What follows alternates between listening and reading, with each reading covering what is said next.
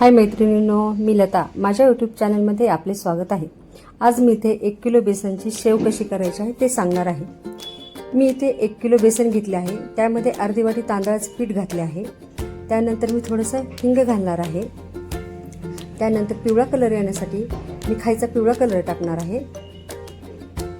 त्यानंतर मी चवीनुसार मीठ घालणार आहे. मी इथे तेल गरम करायला ठेवलं आहे. तर अर्धी वाटी तेलाचं मोहन घालणे आहे. ते पीठ चांगलं एकजीव चुरून घेणे व पाणी घालून मळून घेणे. पीठ मळल्यावर अर्धा तास पीठ भिजत ठेवणे.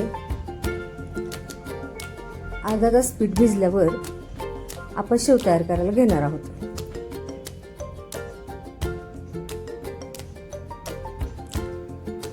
पहा, इथे आपले तेल तापले आहे. मी इथे शेवग्याला तेल लावून घेणार आहे.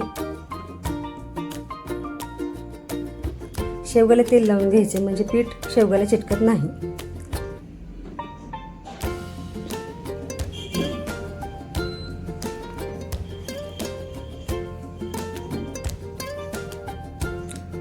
इथे मी शेव तयार करायला घेतली आहे.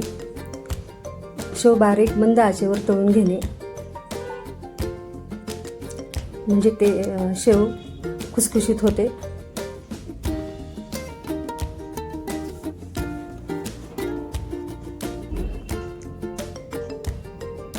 तुम्ही पाहू शकता शेव किती छान झाली आहे ती. मैत्रिणींनो, तुम्ही ही रेसिपी ट्राय करून बघा आणि नक्की कमेंटमध्ये रिप्लाय द्या.